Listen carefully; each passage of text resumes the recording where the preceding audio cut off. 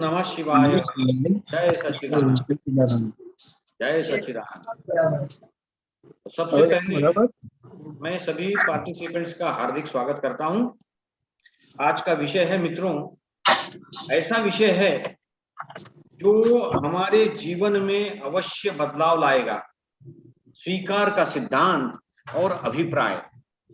और यहाँ दो जगह ही अधिकतर व्यक्तियों से भूल हो जाती है। जीवन में हमारे जो भी आता है, जब हम उसको स्वीकार नहीं करते तो फिर परिस्थितियां और भी बिगड़ जाती है। आज के वक्ता है श्री हरेंद्र कुमार गांधी जी। इनका संक्षेप में मैं परिचय करा दूं।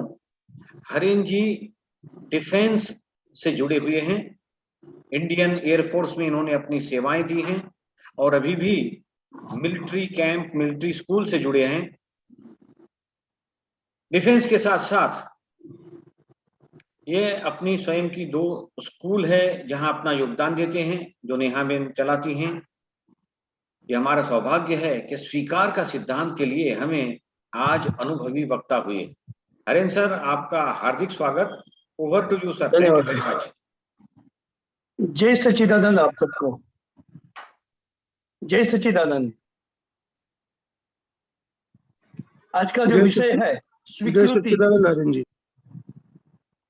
जय सच्चिदानंद।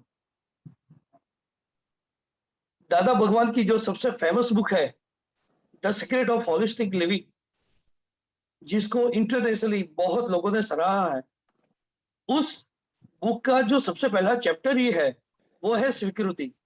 तो ये जो एक्सेप्टेंस है वो हमारे लाइफ की एक इतना बड़ा एक वरदान साबित हो सकता है अगर हमने इसको सही तरह से समझा और अपनाया। दादा भगवान बोलते हैं कि जो एक्सेप्टेंस है उसमें भी कुछ वेराइटीज है। एक है नॉन एक्सेप्टेंस, अस्वीकृति, जो एक्सेप्टेंस से उल्टा है। दूसरा है एक्सेप्टेंस और तीसरा है ओवर एक्सेप्टेंस। इससे होता क्या है कि ये जो ओवर एक्सेप्टेंस है और एक नॉन एक्सेप्टेंस है, ये दोनों एक दूसरे से ज्यादा भिन्न नहीं है। जो नॉन एक्सेप्टेंस है वो ओवर एक्सेप्टेंस का ही एक परिणाम होता है, उसी का एक रिजल्ट होता है। तो दादा भगवान ने बुलाया है जो एक्सेप्टेंस है, जो स्वीकृति है, वो ये मध्य मार्ग है। आजकल की जो लाइफस्टाइल्स है, इस लाइफस्टाइल्स में अगर सबसे ज्यादा कोई डिजीज होते हैं तो वो साइकोसोमेटिक डिजीजेस है। जो फिजिकल हमें डिजीज होते हैं, जो लाइफस्टाइल डिजीज होते हैं, उसका बहुत बड़ा कारण हमारी इमोशंस जो डिस्टर्ब होती है, उसी की वजह से हमारी बॉडी के अंदर जो केमिकल चेंजेस आते हैं, और ये केमिकल चेंजेस जो नेगेटिव भावनाओं की वजह से आते हैं, उसकी वजह से हमारे डिफरेंट ऑर्गन्स हैं वो ठीक से काम नहीं करते, और उसके बाद हमें वो जो नेगेटिव हमारी इमोशंस है वो हमें फिजियोलॉजिकल एक इफेक्ट पैदा करती है, और उसी की वजह से हमको लाइफस्टाइल डिजीज आता है। जैसे हाइपरटेंशन देख लीजिए, हार्ट प्रॉब्लम्स देख लीजिए, डायबिटीज देख लीजिए।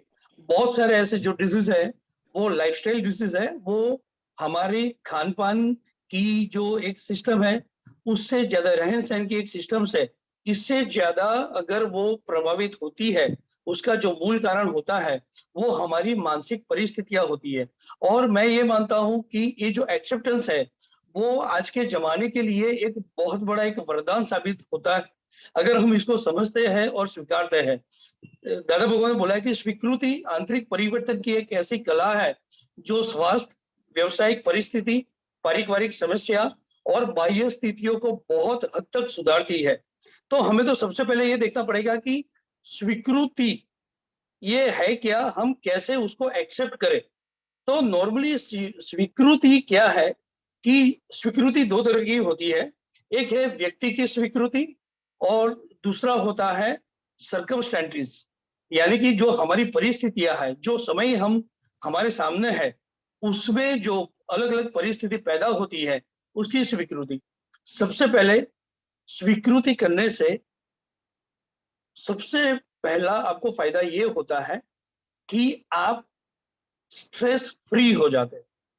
या तो जो एक्स्ट्रा स्ट्रेस आपको मिलता है, क्योंकि परिस्थिति वो बाह्य परिस्थिति है और उसका सामना आपको खुद को करना है, तो उस बाह्य परिस्थिति को मैनेज करने के लिए अगर आप उसकी स्वीकृति नहीं करोगे या आप जोर जबरदस्ती उसको मान लोगे, या तो मीन्स आप ये समझोगे कि इसमें मैं कुछ नहीं करता बट मुझे बहुत कुछ करना है, तो तकलीफ ये होगी कि आपके अंदर स्ट्रेस रहेगा और उस स्ट्रेस की वजह से आपका लॉजिकल थिंकिंग नहीं आएगा। एंड जब तक आपका लॉजिकल थिंकिंग नहीं आता तो आप उस परिस्थिति का सही तरह से सामना नहीं कर पाएंगे। तो कोई भी परिस्थिति उद्भव होती है जो आपको पसंद नहीं है, जो आपके लिए कंफर्टेबल नहीं है, तो सबसे पहले आप उस परिस्थिति, क्योंकि वो परिस्थिति आपने क्रिएट एक तरह से, तो वो हमारा ही परिणाम है। उस परिस्थिति में अगर हम आए तो उसमें कहीं ना कहीं हमारी चॉइस, हमारे पूर्व जो हमारे कर्म है वो उसमें आधारभूत होते हैं, या तो फिर वो हमारी चॉइस है, हम उस जगह पहुंचे, हम उस व्यक्ति से हमने एक संबंध किया, हम मिले या उस परिस्थिति तक हम पहुंचे, तो कहीं ना कहीं वो जो परिस्थिति जो हमें पसंद नहीं आई है उसमें हमारे भी डायरेक्ट या इनडायरेक्ट चॉइस रहती है। तो सबसे पहले हमें ये करना है कि जो परिस्थिति जैसे है उसे एक्सेप्ट करना है। जो व्यक्ति जैसा है, जैसा हमारे साथ वो बिहेव करता है, उसका स्वभाव जैसा है, वो जिस तरह से जो काम करता है, एक बार आपने उस परिस्थिति को या उस व्यक्ति को अगर एक्सेप्ट कर लेते हो तो आपको फायदा ये होता है कि आप अपने लेवल में आते हो, आप अपने कंट्रोल में आते हो, आप अपने बैलेंस में आते हो। और जब आपकी इमोशंस, आपका जो थॉटफुलनेस है, वो अगर एक बार बैलेंस आता है तो उस व्यक्ति को कैसे मैनेज करना है या तो उस व्यक्ति के बिहेवियर को कैसे एक्सेप्ट करके खुद को कैसे मैनेज करना है, ये आप सोच पाओगे। ये है स्वीकृति जो है, स्वीकृति मैं ये मानता हूं कि स्वीकृति जो है उसका एक अर्थ प्यार भी होता है। जैसे मैं ये मानता हूँ स्वीकृति और प्यार ये एक समानार्थी शब्द है। जब आप किसी के प्रति स्वीकृति जो है उसको आप एक बार एक्सेप्ट करते हो, जो जैसे है वैसे एक्सेप्ट करते हो, जो व्यक्ति जैसी है ऐसे एक्सेप्ट करते हो। प्यार की परिभाषा भी यही है कि आप जो और तो नहीं सोचते और आप एक सच्चे दिल से किसी व्यक्ति या किसी सिचुएशन को प्यार करते हो, पसंद करते हो। तो मैं ये मानता हूँ कि जहां पर प्यार आता है, जहां पर स्वीकृति आती है, तो उधर सबसे पहले आपके अंदर रहा हुआ जो द्वेष भाव है वो नहीं रहता। और वो जब द्वेष भाव नहीं रहता है तो बात ये होता है कि सामने वाली व्यक्ति और सामने वाली परिस्थिति कहीं ना कहीं हमारे साथ भी एडजस्ट करने का ट्राई करती है, और ये कुदरत का नियम है। अस्वीकृत लिखा है दादाजी ने कि अस्वीकृति तो अतिरेक युक्त स्वीकार का प्रतिक्रियात्मक असर है। मीन्स ये जो अतिरेक युक्त स्वीकृति है, जो हम जोर जबरदस्ती या कुछ ज्यादा ही समझे बिना हम किसी चीज को ज्यादा स्वीकृत करते हैं, वो भी अस्वीकृति ही है, ऐसा हम मानते हैं। एंड किसी को हम किसी भी तरह एक्सेप्ट नहीं करते, परिस्थिति या व्यक्ति को, तो वो सामने वाली परिस्थिति चेंज करे या ना करे, व्यक्ति को चेंज करे ना करे, बट वो आपके लिए बहुत ही विनाशक समय ला सकती है, आपके लिए उसका परिणाम बहुत ही विनाशक हो सकता है। अगर कोई स्थिति को हम एक्सेप्ट नहीं करते तो सबसे पहले हम स्ट्रेस में रहते हैं, हमारी बहुत ज्यादा शक्ति उस व्यक्ति को मैं कैसे ठीक करूं या उस व्यक्ति से कैसे दूर रहूं या उस परिस्थिति से मैं कैसे बदलूं, इसी सोच में हमारा बहुत ज्यादा विचार विचार हमारी बहुत सारी जो शक्ति है वो उसमें व्यर्थ हो जाती है। तो सबसे पहले जो लोग जैसे है, भले उसकी वेशभूषा अलग हो, मैं आपको एक चीज बताना चाहूंगा कि व्यक्ति वसुधैव कुटुंबकम की ये जो एक्सेप्टेंस है, इंडिया की जो सोच है, उसमें आज हमने देखा है कि सिर्फ एक इंडिया में भी देख लो कि आप कुछ किलोमीटर दूर जाओगे तो उधर पहनावा अलग हो जाता है, उसकी वेशभाषा, उनकी भाषा, उनके खाने के तौर तरीके, उनके बोलने की चीजें, ये सब भी अलग हो जाता है। तो बात ये है कि हम दिन ब दिन हमारी रोजमर्रा की जिंदगी में हम ऐसे अलग अलग लोगों से मिलते हैं, अलग अलग जगह पे हम जाते हैं। तो अगर हर चीज में हम अगर अपना ही कंफर्ट ढूंढे तो मैं मानता हूं कि अपना आपकी जो जिंदगी है, आपका जो समय है, वो व्यर्थ बाबत में ही व्यय हो जाएगा और सही में जीवन जीने का एक जो हेतु है, एक वेरी पर्पस है, वो हम नहीं कर पाएंगे। दादा भगवान ने बोला है कि जब आप एक स्वीकृति को समझते हो और उसको प्रैक्टिस करते हो, तो लाइफ का जो एक मेन पर्पस है, जैसे हर एक आत्मा को एक मोक्षगामी बनना चाहिए, मोक्ष मार्गी बनना चाहिए।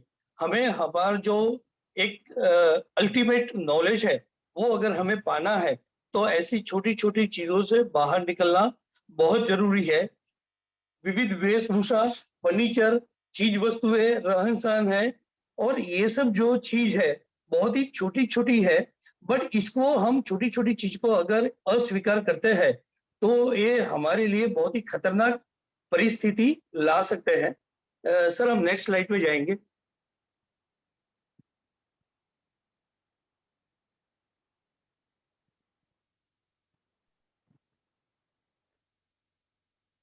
दादा भगवान ने बोला है कि सभी लोगों का स्वीकार आपको करना चाहिए और गौरवभेर करना चाहिए।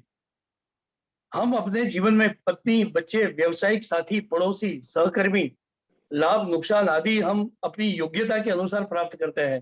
दादा भगवान ने बोला है कि आपके पास अभी जो परिस्थिति है, आपको जो व्यक्ति मिली है, वो कहीं न कहीं आपके जो पूर्व कर्म है, आपके कर्मों का ही वो हिसाब है और वो ही न्याय है।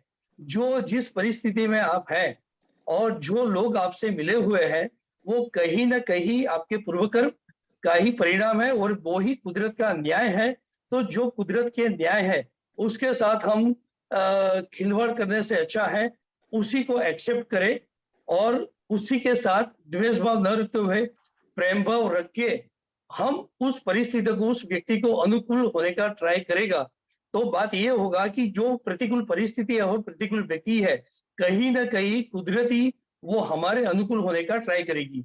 तो एक हाथ हम बढ़ाएँगे, तो कुदरत भी अपना एक हाथ बढ़ाती है और जो परिस्थिति हमें पसंद नहीं थी, थोड़े टाइम में हम उससे कंफर्टेबल हो जाते हैं।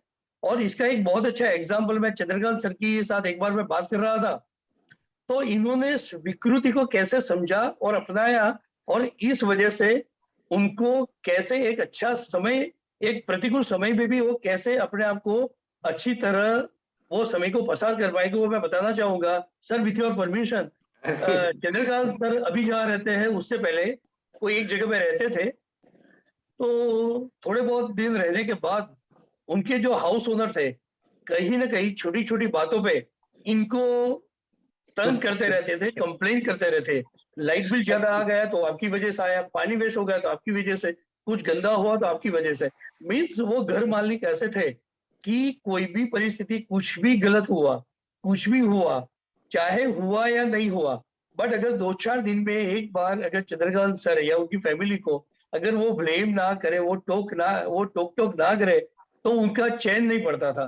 तो पहले-पहले चंद्रकांत सर को भी ये बहुत तकलीफ होती थी कि यार ये कैसा है, हम गलती नहीं करते, हम पानी वेस्ट नहीं करते, हम बिजली भी बहुत सही तरह से यूज करते हैं, तो ये पूरा ब्लेम हमारे पीछे क्यों आता है। तो फिर चंद्रकांत सर ने सोचा कि ये जो परिस्थिति है और वो है, वो मैं अभी टेम्पररी ये समझ लेता हूँ कि ये ट्रांजिशनल है, ये एक बदलाव की प्रक्रिया है। तो इसको मैं अभी जैसी परिस्थिति है, जैसा मुझे हाउस ओनर मिला है, उसको मैं एक्सेप्ट करता हूँ। और उसके बाद जैसे सर ने बताया था कि जैसे ही इन्होंने उस मालिक के स्वभाव को एक्सेप्ट करना शुरू किया, कभी बहुत बार ऐसा हुआ कि जो गलती उनकी नहीं थी, उनको भी इन्होंने बोला कि माफ करना, ये मेरी गलती है, अब से नहीं होगा। कुछ भी होता था तो वो ब्लेम करते थे, बहुत रेडिली एक्सेप्ट करते थे। तो धीरे-धीरे उसके मालिक ने भी उनको टोकना कम कर दिया और बात ये हुई कि थोड़े टाइम में जो उनका डिजर्विंग था, थोड़े टाइम में इनको घर चेंज करने का मौका मिला, घर चेंज किया और अभी वो जो पुरानी परिस्थिति थी, पुराना जो था, उससे बाहर निकल चुके हैं। और अभी मैंने सुना है कि उनका घर एक ऐसा बढ़िया घर है, जहाँ पर ना किसी की रोक-टोक है, प्रकृति की पूरी कृपा है उनके पास। तो ऐसे ही अगर इन्होंने वो जो कुछ महीने, चंद महीने अगर ऐसी परिस्थिति को उन्होंने फाइट करने का ट्राई किया होता, उसको विरोध करने का ट्राई किया होता, तो शायद वो अच्छी तरह उस जगह नहीं रह पाते थोड़े बहुत महीने और उसका परिणाम उसके उनकी बॉडी पे भी होता, उनके स्वभाव पे भी होता। तो ये हमारे लिए एक बहुत अच्छी सीख है कि कभी भी कोई व्यक्ति अगर आपके आपके एक्सपेक्टेशन के अनुसार वो अगर बिहेव नहीं कर रही है, तो कहीं ना कहीं आप उससे अनुकूल हो जाओ, या पीछा छुड़ाना है। पीछा छुड़ाना, जैसे सपोज आपके फैमिली मेंबर्स है, पीछा छुड़ाना पॉसिबल ही नहीं है। आप जिसके साथ काम करते हो, आपको उधर ही काम करना है। जिसके साथ आप सपोज बिजनेस करते हो, तो कस्टमर आपको अच्छे भी मिलेंगे, बुरे भी मिलेंगे। तो कहीं ना कहीं इनका जो स्वभाव है, इनके स्वभाव को आप एक्सेप्ट करके अपने आप को किस तरह से उस परिस्थिति को या उस व्यक्ति को एक्सेप्ट करके, अगर आप अपने आप को अनुकूलन में लाके उनके साथ अगर कामकाज किया, अपनी सोच में बदलाव लाया, तो मैं मिस दादा भगवान ये मानते हैं कि आपका जो लाइफ है बहुत ही शांति में रहेगा, खुशी का माहौल हरदम बना रहेगा। और इससे आपको तो टेंशन या स्ट्रेस कम होगा, आपके फैमिली मेंबर्स, आपके सहकर्मी है और आपके जो कस्टमर्स है, उनके साथ भी आपका जो एक तादाद में है, आपका एक जो बिजनेस है, एक रिलेशन है, वो एक अच्छा बना रहेगा और आप अच्छी जिंदगी जी पाओगे। तो स्वीकृति भाव को अपनाने से हम उस परिस्थिति के प्रति शत्रुता के भाव से मुक्त हो जाते हैं। बहुत बढ़िया लिखा है कि एक बार हम स्वीकृति, कोई भी परिस्थिति या व्यक्ति को स्वीकार्य करते हैं, हम उसे एक्सेप्ट करते हैं, तो सबसे बड़ा फायदा ये होता है कि उनके प्रति एक जो शत्रु भाव होता है, एक विरोध होता है, वो इमीडिएटली बंद हो जाता है। एंड जब किसी के प्रति एक विरोध भाव होता है या शत्रु भाव होता है, वो मुक्त हो जाता है, तो कोई भी परिस्थिति में हम ज्यादा बौखलाते नहीं है। और हम उससे सबसे बड़ा फायदा ये होता है कि हम खुद में एक पॉजिटिव बदलाव लाते हैं। और ये हमारा जो अभिगम है, ये परिवर्तन आता है, वो हरदम हमारे पक्ष में ही, हमारे फेवर में ही रहता है। ये आपको समझना और स्वीकार करना बहुत जरूरी है। हमारा स्वीकृति युक्त अभिगम वो हमारे गौरव, संस्कृति और रचनात्मकता का बहुत बड़ा लक्षण है। हमारी जो क्रिएटिविटी है, हमारे जो लाइफ जीने का एक मकसद है, लाइफ जीने का एक तरीका है, इसमें ये जो स्वीकृति है, ये एक ऐसा गुण है, एक ऐसा वर्च्यू है, जो हमें हर जगह पे, हर परिस्थिति में और हर व्यक्ति के साथ सफलता दिलाएगा, खुशनुमा माहौल देगा। और कहीं ना कहीं आपको, आपके स्ट्रेस लेवल तो कहीं आएगा नहीं, बट हर जगह लोग आपको एक्सेप्ट करना शुरू कर देंगे, अगर आपने परिस्थिति और लोगों को एक्सेप्ट करके अपने आप में अनुकूलन लाने का प्रयत्न किया। अपने दुखों से छुटकारा पाने के लिए स्वीकृति का भाव अत्यंत महत्वपूर्ण उपाय है। मैं आपको एक बताता हूँ, जो जिसको भी कैंसर डिटेक्ट होता है, ज्यादातर ये देखा गया है कि बहुत सारे कैंसर ऐसे होते हैं कि व्यक्ति को गुजरातीમાં એવું કહેવાય કે નખમાં પણ રોગ નથી, એટલે व्यक्ति को एकदम हट्टा-कट्टा रहता है, फिट एंड फाइन रहता है, और अचानक कुछ तकलीफ आती है और टेस्ट करवाते हैं, डॉक्टर बोलता है कि आपको तो सेकंड लेवल का कैंसर है, थर्ड स्टेज का कैंसर है। तो एक कैंसर की बीमारी, व्यक्ति ये सोचता है मुझे तो कुछ भी, मुझे फीवर भी नहीं आता, मुझे कभी पेन नहीं आता, और मेरे बॉडी के अंदर कैंसर है, वो भी सेकंड एंड थर्ड लेवल का, ये कैसे आ गया? अभी आप ये सोचिए कि आपको कैंसर डिटेक्ट तो हो चुका है, बट कैंसर नहीं है, आप उसको स्वीकार करने को तैयार नहीं हो। आप यही मानते हो कि नहीं मुझे कैंसर नहीं है, ना आप दवाई लेते हो, एंड दवाई लेते भी हो तो आपके अंदर ये सोच है कि मेरे में कैंसर नहीं है। तो वो जो दवाई आपकी बॉडी में जाके जिस तरह से आपको क्योर करनी चाहिए, जिस तरह से आपको हील करनी चाहिए, वो ऐसा नहीं कर पाएंगी, क्योंकि आपकी बॉडी के अंदर जो केमिकल प्रोसेस होने वाली है उस दवाई से, वो नहीं होगी। एंड जब तक वो दवाई आपकी बॉडी में जाके वो केमिकल प्रोसेस नहीं करती है, तब तक आपको कैंसर ठीक होना पॉसिबल ही नहीं है।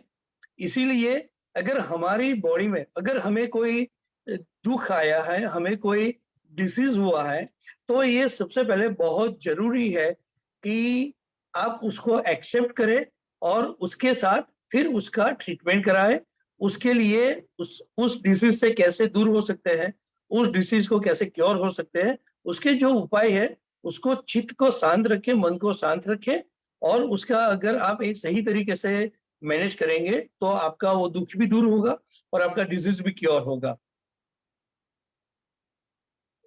एक और एक एग्जांपल मैं आपको बताना चाहूंगा कि एक सेठ थे, बहुत पुराने जमाने की बात है। एक सेठ थे और उनको जो पत्नी थी वो पहले थोड़े साल तो बहुत अच्छी तरह बीते, और उसके बाद हर छोटी चीज में वो वो सेठ बहुत ही रिस्पेक्टेड सेठ थे पूरे राज्य में। उनका एक नाम था, नगर सेठ थे। बट उनकी जो वाइफ थी, उनके साथ थोड़ा भी सौहार्दपूर्ण वातावरण में नहीं रहती थी।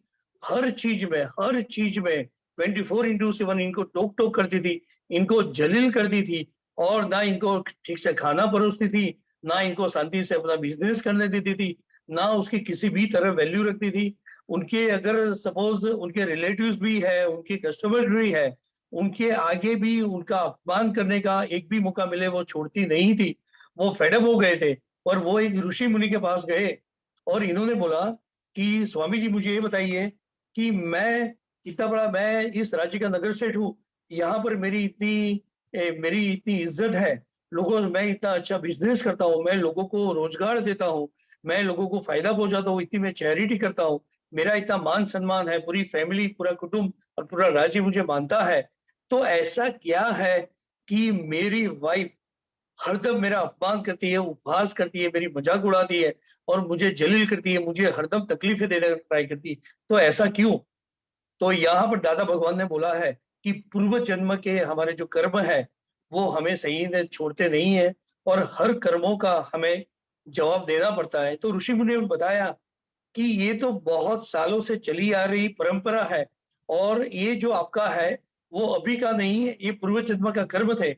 कि पुराने जन्म में ये था कि वो एक गाय के स्वरूप में थी, और आप एक कौवे की जिंदगी व्यतीत कर रहे थे, और गाय को जब कुछ डिसीज हो गई थी और उसकी बॉडी पे कुछ घाव लग गए थे, तो आप कौवे का जो एक नेचर होता है, एक उसकी आदत होती है कि गांव में से खून को खाना, मांस को खाना।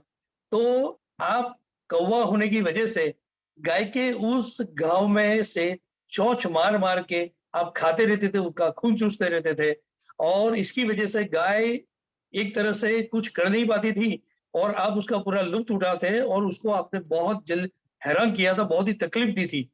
तो इस जन्म में वो जो जन्म था, वो जो आपके कर्म थे, उसको चुकाने के लिए इस बार आप नगर सेठ बने हो, और वो जो गाय थी वो आपकी वाइफ बनी है, और ये आपकी तकलीफ दे रही है। तो सेठ ने पूछा, तो इसका उपाय क्या है? तो यहाँ पर भी दादा भगवान ने ये जो बोला है स्वीकृति, एक्सेप्टेंस, ऋषि मुनि ने भी यही जवाब दिया कि उसका सबसे बड़ा उपाय यही है कि आप उसको, आपकी पत्नी जैसी है, जैसे स्वभाव वाली है, जो काम करती है, जिस तरह से आपको तकलीफ देती है, उस सबका आप विरोध ना करके, द्वेष भाव ना रखते, हीन भाव ना रखते हुए आप उसको एक्सेप्ट करो। एंड जब आप उसको एक्सेप्ट करोगे तो ये होगा कि धीरे धीरे आपकी पत्नी का स्वभाव भी थोड़ा सा शांत होगा, एंड कहीं ना कहीं थोड़ी परिस्थिति कंट्रोल में आएगी, और थोड़ा बहुत सुख रूप आप जी पाओगे, और आपको अपनी पत्नी को और परिस्थिति दोनों को आपको एक्सेप्ट करना ही पड़ेगा। और इसलिए तीसरी स्लाइड में लिखा है कि, दूसरी स्लाइड में लिखा था कि निर्विरोध भाव से स्वीकार करना। पत्नी, ऋषि मुनि ने बताया कि पत्नी जैसी भी है, परिस्थिति जैसी भी है, अगर आप विरोध करोगे तो आप एक्सेप्ट नहीं कर पाते। एक तरफ विरोध करना, दूसरी तरफ एक्सेप्ट करना, ये पॉसिबल ही नहीं है। तो जब आप निर्विरोध एक्सेप्ट करोगे, निर्विरोध स्वीकृत करोगे, स्वीकृति दोगे, तभी कहीं ना कहीं आप उस परिस्थिति को अच्छा कर पाओगे। एंड हमेशा ये देखना है कि जो परिस्थिति आपके आपके लिए कंफर्टेबल नहीं है, आपके लिए एक्सेप्टेबल नहीं है, जो व्यक्ति आपके लिए सही नहीं है, तो आपको कभी भी ये नहीं समझना है कि ये व्यक्ति या ये परिस्थिति परमानेंट है। Nothing is permanent. और ये, या साथ में ये भी चीज ध्यान रखना है कि कोई भी चीज अकारण भी नहीं होती है, कुछ ना कुछ उसका कारण भी होता है। तो ये परिस्थिति, ये खराब परिस्थिति, अनकंफर्टेबल जो सिचुएशन है, सर्कमस्टेंसेस है, या ऐसी व्यक्ति है, तो उसको आप एक बदलाव की प्रक्रिया समझोगे, तो फायदा ये होगा कि आप उस परिस्थिति को अच्छी तरह समझ पाओगे। दादा भगवान ने बोला है कि जिस व्यक्ति में एक्सेप्टेंस का गुण है, जिसमें स्वीकृति की समझ है, वो व्यक्ति उस परिस्थिति को कभी भी परमानेंट परिस्थिति नहीं समझता, एंड जिस व्यक्ति में स्वीकृति की समझ है, सच्ची समझ है, वो उस परिस्थिति को प्रेजेंट रूप से नहीं देखता, बट उस परिस्थिति का अंत भी खुद पहचानता है और खुद समझ सकता है, और उस परिस्थिति को ट्रांजिशनल समझ के उसका अंत जो आने वाला है उसको समझ के अपने आप को समता में रखता है, पेशेंस के साथ उस व्यक्ति या उस परिस्थिति में अपने आप को बिहेव करता है। और इसी वजह से इनका जो जीवन है, उनकी जो जिंदगी है, एक बैलेंस रूप में समता पूर्वक पेशेंस के साथ वो जी सकता है। अस्वीकार के अभिगम से व्यक्ति में अंतर और बाह्य टकराव एवं संघर्ष होते ही रहते हैं। कहीं पर भी आपने अस्वीकृति की तो आप ये समझो कि आपके अंदर और बाहर दोनों जगह टकराव आते ही रहेंगे। कोई भी व्यक्ति इतना तो समझ ही सकता है कि प्रतिकूल व्यक्तियों को गौरव के साथ अपना लेने से उनकी तादाद में कमी आती है। आप जैसे ही चीजें एक्सेप्ट, आप ये समझिए कि सपोज कामरे से लेके अगर आप सूरत स्टेशन तक गए, तो बात यह है कि कामरे से लेके सूरत स्टेशन तक जाओगे तो आपको हजारों लोग ऐसे मिलेंगे, कई बाइक वाले, कई कार वाले ऐसे मिलेंगे जो बहुत ही रफ चलाते, कई अननेसेसरी हॉर्न मारते, कई व्यक्ति ऐसे मिलेंगे जो रोड दिखाए बिना, देखे बिना क्रॉस करते हैं, बहुत सारी जगह कुछ गंदगी पड़ी होगी। तो आप ये हर चीज को अगर आप उसका विरोध करते रहोगे, उसके प्रति आपको द्वेष भाव होता रहे, तो आपको स्टेशन तक पहुंचना है, वो स्टेशन तक तो आप कभी पहुंच ही नहीं पाओगे। तो कहीं ना कहीं ऐसी परिस्थिति में, ऐसे माहौल में अपने आप को अगर एक्सेप्ट करके आप फिर आगे बढ़ते हो, तो ये माना जाता है कि आप जो अपने गंतव्य स्थान पे जो एक अनुकूल समय के साथ आप पहुंच पाओगे, और आपकी जो परिस्थिति, आपका खुद का जो ओरिजिनल स्वभाव है वो चेंज नहीं होगा। तो ये फिर से ये हमको समझना बहुत जरूरी है कि परिस्थिति या व्यक्ति के द्वेष भाव या विरोध भाव ना रखते हुए उसको हम एक्सेप्ट करें और उसमें आगे बढ़े। जब कोई व्यक्ति सभी लोगों को जैसा है उस रूप में, चाहे आपको पसंद हो या ना हो, ये बहुत समझना बहुत जरूरी है, पसंद हो या ना हो, बट जो व्यक्ति जो जैसा है उस रूप में गौरव के साथ अपनाता नहीं है, तब उस अभिगम में परिणाम स्वरूप उनकी अपनी ही संपत्ति और स्वास्थ्य में हानि होती है। क्योंकि खुद के ऐसे अस्वीकृत युक्ति अभिगम मीन्स नॉन एक्सेप्टेबल हमारा जो एटीट्यूड है, उसके परिणाम स्वरूप अन्य लोगों के साथ संबंध को बनाए रखने में बहुत ही दिक्कत आती है और हम विफल हो जाते हैं। दूसरों का स्वभाव आप चेंज नहीं कर सकते, जो बाह्य परिस्थिति है उसको आप कुछ हद तक ही उसको आप ठीक कर सकते हो, पूरी हद तक आप चेंज नहीं कर सकते। तो बात ये होगा कि आप अपनी लाइफ को इतनी अच्छी तरह जी नहीं पाओगे और आप उसी विरोध भाव में, शत्रु भाव में और द्वेष भाव में ही रहोगे, और लाइफ का जो सही मतलब है, जिस वजह से आप जी पा रहे हो, ना आप जी पाओगे, ना आपके साथ में रहने वाले जी पाएंगे, ना आपके सहकर्मी ठीक से रह पाएंगे। तो अगर एक व्यक्ति स्वीकृति की सही समझ पा लेता है तो उससे सिर्फ वो व्यक्ति को तो फायदा होता ही है, बट उसके साथ साथ उनके आगे पीछे वाली जो परिस्थिति है, उनके आगे पीछे के वातावरण में उनका फैमिली मेंबर्स है, उनके सहकर्मी है, उनके साथ जो कामकाज करते हैं, वो सभी को कुछ न कुछ कम या ज्यादा बहुत अच्छा फायदा होता है।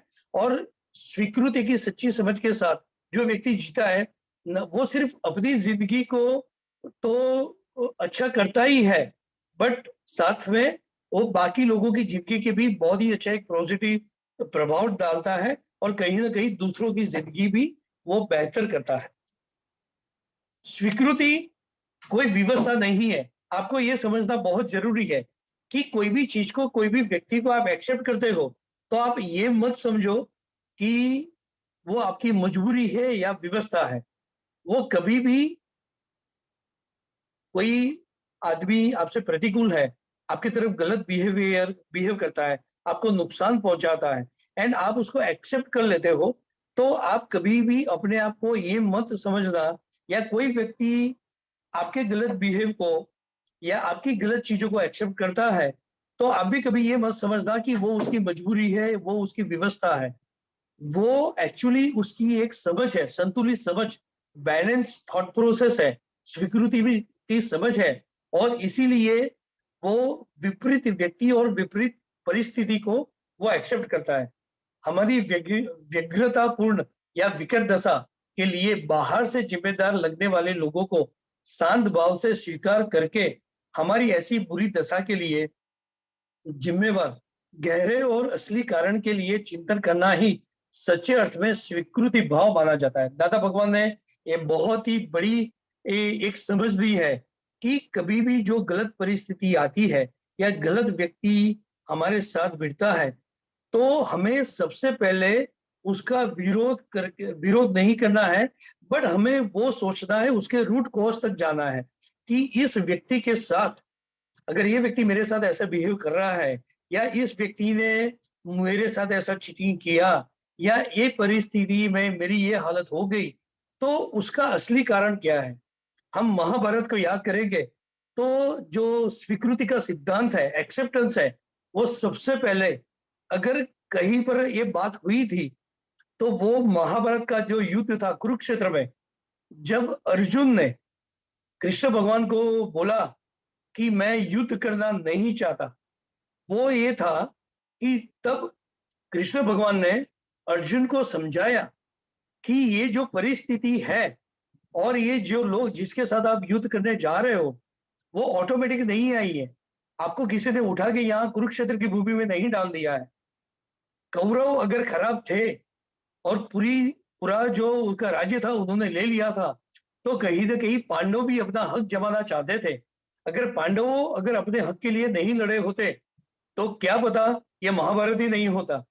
तो कृष्ण भगवान ने इनको समझाया कि यहाँ पर जैसे जब वो जुआ खोल रहे थे और द्रौपदी को जुए में इन्होंने लगा दिया युधिष्ठिर ने, और फिर वो द्रौपदी को भी हार गए, तो बात ये है था कि इसमें भी पांडवों ने उनको द्रौपदी को जब दांव पे लगाया तभी तो वो द्रौपदी को हारे। अगर द्रौपदी को दांव पे नहीं लगाते तो वो कैसे हारते। इसी तरह अगर ये जो युद्ध हो रहा है महाभारत का युद्ध, तो ये थोड़ा भी जरूरी नहीं है कि सिर्फ कौरव की वजह से हो रहा है, उसमें आप 5 पांडवों का भी इतना ही रिस्पॉन्सिबिलिटी है, इतना ही मीन्स जवाबदारी है कि उसी वजह से ये युद्ध हो रहा है।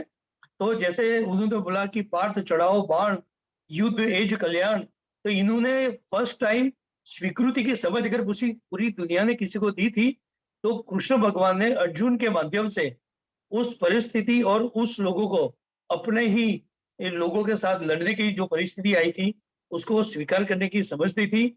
और उसके बाद जो हुआ और हम सबको ये महाभारत के थ्रू ये पूरा जो भगवत गीता मिला है, वो जो मिला वो इसी का परिणाम था। एंड भगवत गीता में स्वीकृति को जितनी अच्छी तरह समझाया है कृष्ण भगवान ने, अगर हम वो भी एक दृष्टांत याद रखते हैं तो वो हमारे लिए बहुत ही उपयोगी साबित हो सकता है। स्वीकृति हमारे भीतर रही शत्रुता के भाव को तो कम करेगी, जिससे आने वाले समय में उन लोगों में सद्भाव पैदा करेगी। बहुत सही बताया है कि अगर हमने लोगों के लिए, लोगों के अनुभव को, लोगों के बिहेवियर को हमने स्वीकृत करना शुरू किया, तो धीरे धीरे ये पूरा हो सकता है कि सामने वाली व्यक्ति भी कहीं न कहीं सुधरे और कहीं न कहीं हमारे अनुकूल होने का भी ट्राई करे। बट इसके लिए पहल हमें करनी पड़ेगी। अगर हम सोचे कि सामने वाला ही ठीक हो जाए, तो ये इस दुनिया में पॉसिबल नहीं है। 100 में से शायद 99 लोग आपके साथ अनुकूल होने का ट्राई नहीं करेंगे। कहीं न कहीं आपको ही अनुकूल होना बहुत ज़रूरी है और उनकी तरफ सकारात्मक अभिगम रखेंगे, तो फ़ायदा ये होगा कि आपकी सोच में बदलाव आएगा और आपकी सोच में बदलाव आएगा तो आपके बिहेवियर में बदलाव आएगा, और जब आपके बिहेवियर में, आपकी प्रतिक्रिया में बदलाव आएगा, फायदा ये होगा कि सामने वाली जो व्यक्ति है या सामने वाली जो स्थिति है वो भी कहीं ना कहीं आपके प्रति एक पॉजिटिव सोच रखना शुरू करेगी, पॉजिटिव अभिगम रखेगी और पूरा जो माहौल है सही में बदलेगा। यदि कोई व्यक्ति खुद को अधिक महत्व देता है तो उसका अहम भाव मीन्स उसका जो ईगो है और ज्यादा दृढ़ हो जाता है। अगर हमने सिर्फ अपने बारे में सोचा किया, मैं ये, मैं वो, मेरे पास ये है, मेरे पास ये बुद्धि है, मेरे पास ये है, लोग मेरी ये बात मानते हैं, लोगों को मैं ऐसे प्रभाव करता हूँ, तो ये जो कहीं ना कहीं आपका जो अहम है, आपका जो ईगो है, वो आप अपने आप को दृढ़ करते हो। और इससे होता क्या है कि हमारा जो एक ट्रू नॉलेज है, हमारा जो एक जो सही समझ है, और जिसको हम ट्रूथ या सच्ची समझ है, तो ये सच्ची समझ धीरे धीरे हम खो बैठेंगे। और अपने आप में अहम की वजह से, ईगो की वजह से, आई एम समथिंग, ये एक अभिगम है, एक एटीट्यूड की वजह से हम अपने आप को तो नष्ट करेंगे, बट पूरी परिस्थिति और लोगों के साथ भी हम कहीं ना कहीं दुश्मनावट इनवाइट कर देते हैं। यदि कोई व्यक्ति खुद को जैसा है उस स्वरूप में स्वीकार नहीं करता और लघुता ग्रंथि से पीड़ित हो, तो वो व्यक्ति निरुपयोग हो जाएगा। आप जैसे है, एक्सेप्टेंस, दूसरों की परिस्थिति को एक्सेप्ट करना बहुत अच्छी बात है, दूसरों व्यक्तियों को एक्सेप्ट करना बहुत अच्छी बात है। साथ साथ दादा भगवान ने बताया क्या है, बताया है कि आप जैसे हो, जो हो, जिस परिस्थिति में हो, उसको भी एक्सेप्ट करना बहुत जरूरी है।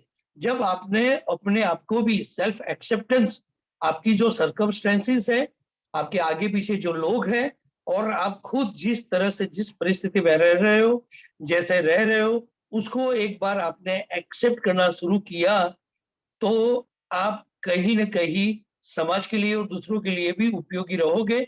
बट आपका खुद का एक्सेप्टेंस, वो एक सही समझ होनी चाहिए, सही तरह से वो स्वीकृति होनी चाहिए, नहीं कि आप अपने आप को ऐसे इल्यूजन में रखो और आप ही सर्वश्रेष्ठ हो, ऐसा समझ करो, वो गलत है। वो एक स्वॉट एनालिसिस बोली जाती है मैनेजमेंट में, कि जहां पर आपको ये सब पता होना जरूरी है कि स्ट्रेंथ और वीकनेसेस क्या है, अपॉर्चुनिटी एंड थ्रेट्स क्या है। तो ये जो स्वॉट एनालिसिस में अगर आपको खुद की सही में स्वॉट एनालिसिस करनी है, तो ये बहुत जरूरी है कि आपको ये पता हो कि आप में खूबियां क्या है और आप में कमियां क्या है। तो ये भी हमें समझना बहुत जरूरी है। acceptance of self as it is, acceptance of circumstances, and acceptance of the people. Sir, next slide, please.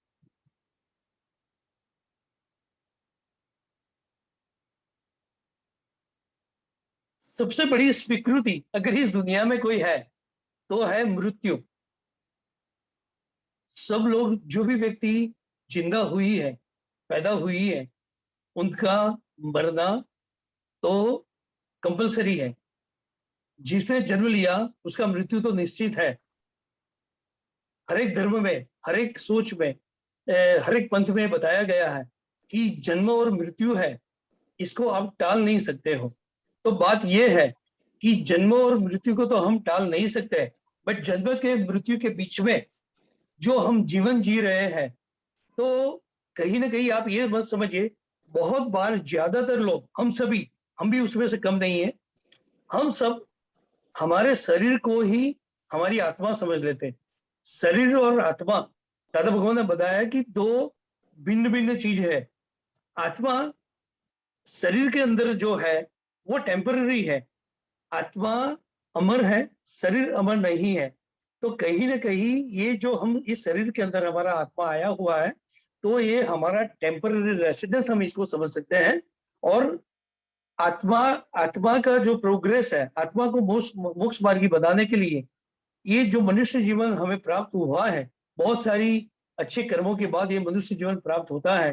तो इस मनुष्य जन्म में, जन्म और मृत्यु के बीच वाला जो समय है, इसको हम जितनी अच्छी तरह व्यतीत करेंगे, जितनी अच्छी तरह हम जीने का ट्राई करेंगे, जितने हम अच्छे कर्म बनाएंगे और हमारे पुराने कर्म है उसको जितने समता भाव के साथ उसको जीने का ट्राई करेंगे, तो मैं मानता हूं कि आपका जो जीवन है वो एक मीनिंगफुल जीवन रहेगा और वो व्यर्थ नहीं जाएगा। मृत्यु का गौरवपूर्ण स्वीकार अर्थात मृत्यु को आमंत्रित करना नहीं है। दादा भगवान ने बहुत सही बताया कि जब आप मृत्यु को एक्सेप्ट कर दो कि उसको आप अवॉइड नहीं कर सकते, बट मृत्यु को अगर आपने एक्सेप्ट किया, तो इसका मतलब ये जरूरी नहीं कि आप उसको इनवाइट कर रहे हो।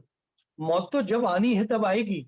आपका जो आयुष्य है, आपको जितना जीना है इतना आप जियोगे ही जियोगे, बट उसके साथ मृत्यु के डर को समझ के जो जिंदगी हमें मिली है उसी को हम ना जिए, ऐसा नहीं होना चाहिए।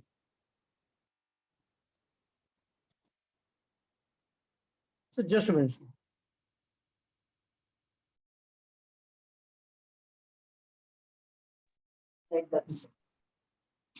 तो ये चीज हम सब समझ ले कि ये जो मृत्यु है, इसको, मृत्यु का जो एक भय है वो हमारे अंदर दार है, बट जितना हमें जीना है वो अच्छी तरह है। एक बहुत ही अच्छी बुक है, रोबिन शर्मा ने लिखी हुई है, और आप सबको जरूर पढ़ना चाहिए, कि who will cry when you will die.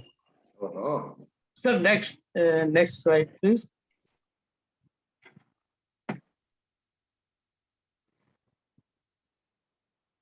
स्वीकार भाव के पालन से अंतर शांति। हमने अभी थोड़ी देर पहले ही, इससे पहले ही 2 स्लाइड पहले भी बात किया था कि स्वीकृति भाव आने से, स्वीकार भाव आने से ये होगा कि अंदर एक शांति मिलती है। स्वीकृति भाव को ठीक से आत्मसात कर लेने और उसका अनुसरण करने के बाद सच्चे आध्यात्मिक केंद्र बिंदु की संप्राप्ति होती है। तत्पश्चात प्रेम और नफरत, रूढ़ी परस्ती और नरमी, सम्यता और बीमारी, गरीबी एवं धन समृद्धि जैसे द्वैत भाव, जो एक विरोध भाव है, उसको मुक्त रहकर जिया जा सकता है।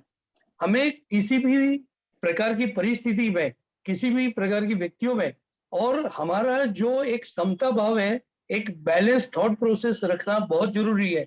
स्थिति अच्छी भी हो सकती है, खराब भी हो सकती है, किसी के प्रति प्रेम भी हो सकता है, नफरत भी हो सकता है, दिन अच्छे भी आ सकते हैं, दिन खराब भी आ सकते हैं, कभी आप बीमार भी हो सकते हो, कभी आप एकदम हेल्दी भी रह सकते हो, कभी आपके पास समृद्धि हो सकती है, कभी का खाने के लिए एक दाना भी नहीं हो सकता। बट ये सब चीज में अगर हम एक अपने जो सोच को, अपने समता भाव को बनाए रखे, तो हम कोई भी तरह के नेगेटिविटी के बिना हम एक समता भाव के साथ अच्छा जीवन जी सकते हैं।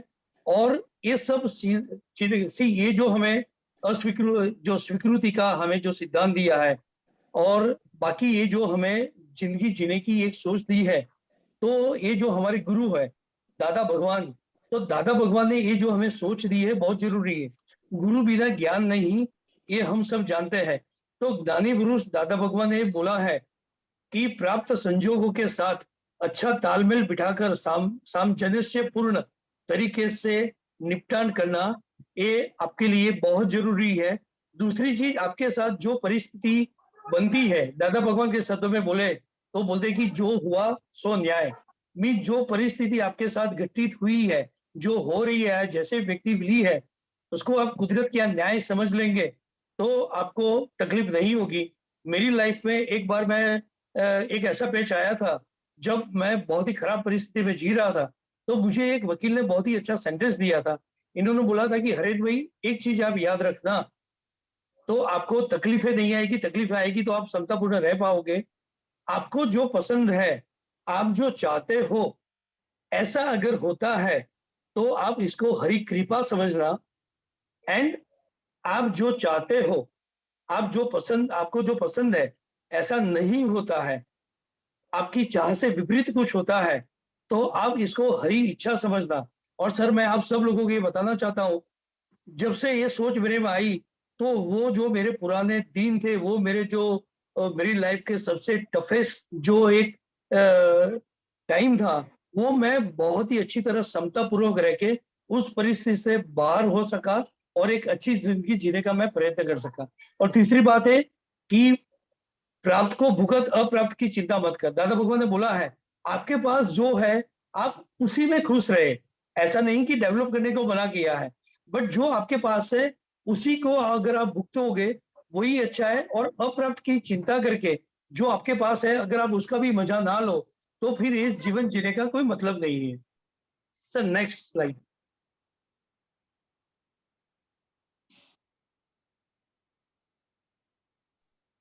दादा भगवान ने बहुत अच्छा बताया था कि एडजस्ट एवरीवेयर। दादा भगवान की ये जो किताब है एडजस्ट एवरीवेयर, तो इसमें भी ये जो स्वीकृति भाव की जो समझ है बहुत अच्छी तरह आप कर पाओगे। बहुत ही छोटी सी बुक है, बट उस छोटी सी बुक में जो समझ दी गई है वो बहुत बड़ी है, और इसकी वजह से हम शायद बहुत अच्छी तरह जी पाएंगे।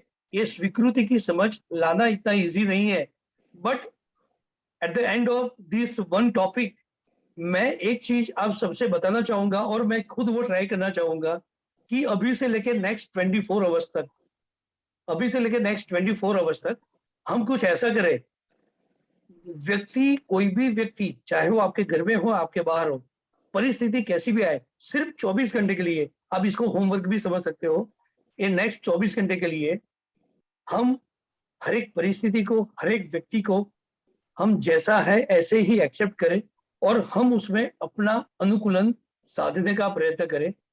अगर ऐसा करेंगे तो 24 घंटे के बाद हमारे में क्या चेंज आता है, वो हम सबके लिए एक बहुत अच्छा सोच और बहुत अच्छा एक समझ देने वाली ये प्रक्रिया होगी। तो 24 घंटे के लिए आप सबसे विनती है, और मैं खुद भी ट्राई करूंगा और आप सब ट्राई करें कि हर एक परिस्थिति और हर एक व्यक्ति को हम स्वीकार्य करें, स्वीकृत करें और अपने आप को उसमें अनुकूल बनाने का प्रयत्न करें। अभी किसी को कोई भी तरह का क्वेश्चन या डिस्कशन है तो हम कर सकते हैं, और मैं चंद्रकांत सर से विनती करूंगा कि मेरा ज्ञान तो सीमित है, बट आपको तो एक ज्ञान बहुत अच्छी तरह से प्राप्त है, तो सर आप भी कुछ, अगर मेरे से कुछ बात नहीं बताई गई हो तो आप थोड़ा बताएं सर। सबसे पहले तो आपको मैं धन्यवाद देता हूं, बड़े विस्तार से गहराई में जाकर अच्छे उदाहरण देकर आपने बढ़िया तरीके से समझाया, स्वीकृति का महत्व बताया। स्वीकार का सिद्धांत ये जीवन बदल देने वाला सिद्धांत है। ऐसा कई बार होता है कि हमें किसी का चेहरा पसंद नहीं होता, लोग कहते हैं कि यार रास्ते में मिल गया दिमाग खराब हो गया, उसको देख के मेरा दिन बिगड़ जाता है। तो ये है द्वेष। ये द्वेष जब अंदर होता है ना, तो वही व्यक्ति से हम बार बार टकराते हैं। मेरा व्यक्तिगत अनुभव है कि हमारे सोसाइटी में एक ऐसा बंदा रहता था, तो जैसे बोलता था वो तो अच्छा था ही, मेरी नजर में ऐसा लगता था कि यार ये कहाँ से मिल गया। तो वो बार बार मार्केट में भी मिलता था, मंदिर में भी मिलता था, सोसाइटी में भी मिलता। तो व्यक्ति जैसा है हम किसी को सुधार नहीं सकते, उसका स्वीकार हमको करना है। स्वीकार का सिद्धांत ये बहुत ज्यादा अंत शांति देने वाला सिद्धांत है। और स्वीकार, इसका इनकारनेशन है साक्षात शिव भगवान। आप शंकर जी को देखिए, भगवान शिव का वाहन है नंदी, माता पार्वती का वाहन है शेर, गणेश जी का वाहन है चूहा, है ना, और कार्तिकेय का वाहन है मोर। और ये चारों प्राणियों की आपस में नहीं बनती। सांप और मोर की दुश्मनी है, सांप और चूहे की दुश्मनी है, नंदी और शेर की दुश्मनी है, नंदी ये शेर का आहार है। फिर भी देखिए शिव की लीला है कि अलग अलग वाहन होने के बावजूद सब एक साथ रहते हैं। तो ऐसे हमारे यहाँ भी अलग अलग वृत्तियां, अलग अलग प्रकृतियां, अलग अलग स्वभाव हो, उनका स्वीकार करना पड़ेगा। एक बार दादा भगवान के पास एक आदमी पहुंचा और उसने कहा कि दादाजी मुझे अपनी पत्नी पसंद नहीं आती। यानी उसका मन पत्नी को स्वीकार नहीं कर रहा था, शादी हो चुकी थी। तो दादा ने पूछा क्यों? तो उसने बताया वो एक पैर से लंगड़ाती है, इतनी सुंदर नहीं है। फिर दादा ने उसको पूछा क्या आपके पत्नी को आप पसंद हो? तो उसने कहा हाँ मैं तो पसंद होऊंगा ना, मैं तो हैंडसम हूँ, कमाता हूँ, पढ़ा लिखा हूँ। तो दादा ने कहा तुम्हारी यही तो भूल है, ये सोच ही गलत है। तुम्हारे पिछले दुष्कर्मों के कारण ये पत्नी तुम्हारे जीवन में आई, और तुम्हारे पत्नी के पुण्य कर्म के कारण तुम जैसा पढ़ा लिखा सुंदर होनहार उनको मिला। तो पुण्यशाली कौन हुआ? पुण्यशाली वो है। अब ऐसी दोबारा गलती मत करना, उसका स्वीकार कर लो, उसका ध्यान करो, तुम पर आश्रित है वो। तो ये सुन के वो व्यक्ति की सोच बदल गई, उसका दुख ही दूर हो गया। तो अद्भुत सिद्धांत है स्वीकार का। हम हमारे जीवन में हर जगह आप देखिए अस्वीकृति ही ज्यादा होती है। किसी को बॉस पसंद नहीं है, कोई बच्चों से नाराज है, किसी को अपना जॉब पसंद नहीं है। लोग काम करते हैं और काम को ही गालियां देते हैं, यार फिर से वही वही वही वही। आप पूछिए, दिन भर का काम समाप्त करके जब कोई घर पे आता है, थकान सी होती है। क्यों थकान? इसलिए होती है कि वो काम पसंद नहीं है। यदि काम पसंद है वो आपको थकान नहीं देगा, वो आपको ऊर्जा से भर देगा। If you love your work you will happily do it, है ना?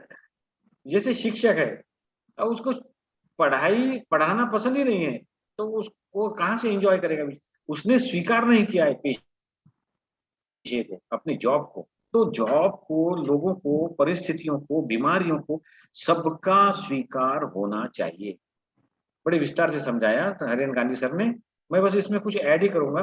तो अतिरेकी स्वीकार के लिए मना किया है। अब अतिरेकी स्वीकार क्या है? कि जो कुछ भी होगा मुझे कबूल है, होने दो। ये हो गया अतिरेकी स्वीकार।